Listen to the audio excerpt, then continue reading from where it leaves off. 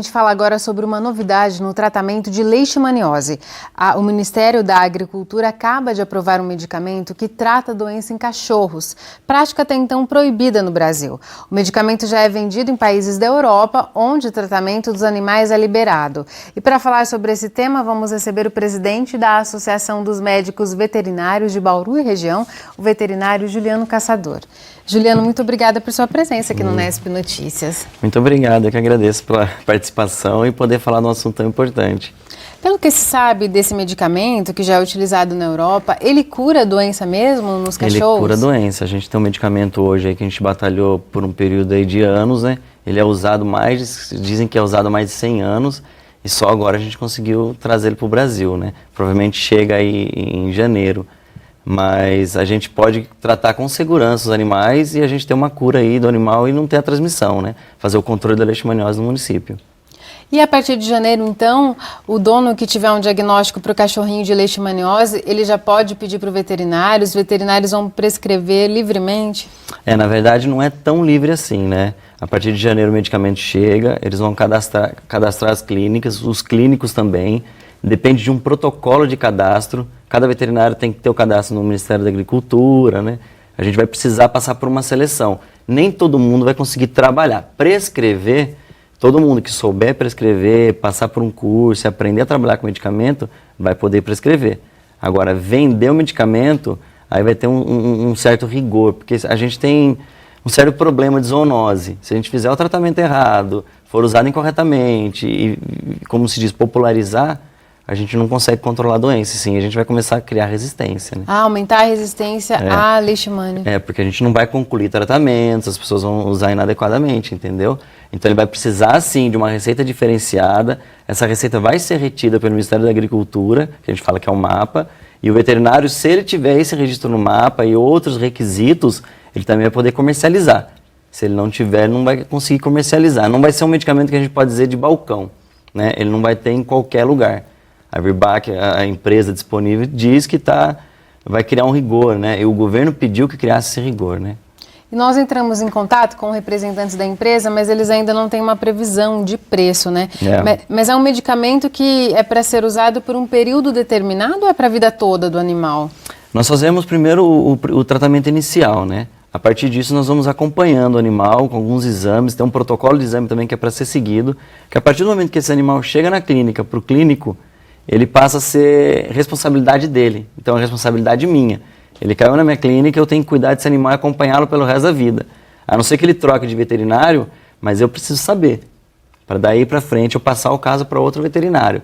Então a gente acompanha para o resto da vida para saber se há necessidade e quando há necessidade de um novo tratamento. É muito provável que vai haver muitos animais que no mesmo ano haja necessidade de tratar, mas vamos acompanhando, né? Vamos acompanhando a carga parasitária de cada animal para ver a necessidade do tratamento ser feito novamente, né?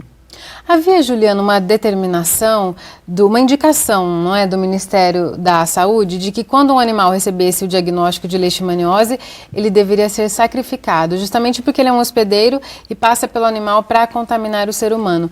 Essa portaria automaticamente cai ou ela já não estava valendo? A gente tem alguns advogados que já brigaram por essa portaria, né, junto com veterinários. Já houve um bloqueio na eutanásia, já foi provado com muitos estudos que o controle através da eutanásia não é controle, é somente, como pode dizer, uma matança de animais.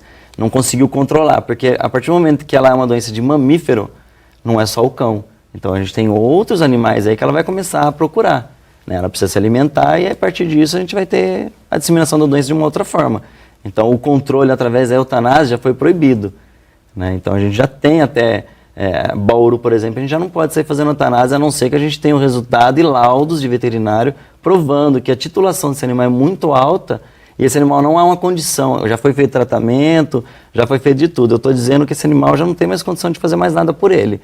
Aí eu dou um laudo específico, mas até então, da maneira que vinha sendo feito, diagnosticava, fazia titulação, fazia uma sorologia, uma titulação baixa, o pessoal já saía fazendo eutanásia, isso já não pode mais. Mesmo não existindo um medicamento próprio, específico para tratar a leishmaniose em cachorros, a gente sabe que veterinários informalmente tratavam. Esse medicamento agora ele vem substituir esse tratamento que não era o ideal, esse tratamento não curava a doença. Existem alguns medicamentos que tratam, né? Mas adequadamente, para a gente ter essa baixa na carga parasitária e para ter a cura do animal, não eram tão eficazes quanto é o tratamento novo com a miltefosina. Eles tiravam os sintomas? Não, alguns medicamentos tiravam sintomas, mas também tratavam e não transmitiam. O animal não tinha carga para transmitir, né? Agora, a maioria dos tratamentos que foram feitos, por isso que a Virbac se preocupou em não disseminar e o Ministério da Agricultura vai barrar de todas as formas, é que as pessoas foram tratando com outros medicamentos que só davam a cura clínica, que não eram medicamentos que é para tratar a leishmaniose, tratam qualquer outras doenças, né? E aí os animais ficavam bonitos, ficavam bons, só que a carga dele de leishmaniose ainda era grande e ele continua transmitindo. E aí não tinha mais o controle, a pessoa achava que o animal já estava bonito, desaparecia do veterinário e aí a zoonose continua. E o problema é que eram medicamentos para doenças em humanos, não poderiam ser usados em animais. Medicamento em humanos não pode ser usado em animais e também a gente não pode trabalhar com eles, né? A gente não tem uma autorização para trabalhar com esse medicamento, né? Alguns colegas se trabalharam e se conseguiram trabalhar com medicamento, foi de alguma forma que nós desconhecemos, porque para chegar na mão dos colegas precisa de alguma forma sair das farmácias humanas, então, mas existiu o tratamento, né? A gente também tem outros tratamentos que a gente sempre lançou mão, né, que são mais empíricos e depois se tornaram trabalhos científicos, que é através da vacina, por exemplo. Quando existia uma outra marca de vacina, nós tratávamos também, com doses duplas, com doses triplas, cada veterinário tinha o seu protocolo e tratava. E agora tem uma outra vacina, porque a outra vacina a anterior foi proibida, né, porque ela voltou em fase de estudo, e a nova vacina era o último tratamento que vinha sendo utilizado. Como a gente não tem a miltefosina ainda disponível no mercado brasileiro, nós vínhamos tratando com a vacina mesmo. Fazia o protocolo todo para dar manutenção para o animal, acompanhamento com alguns exames, alguns protocolos de exame. A gente vinha levantando a imunidade desse animal e tratando toda a parte da leishmania com a vacina, né?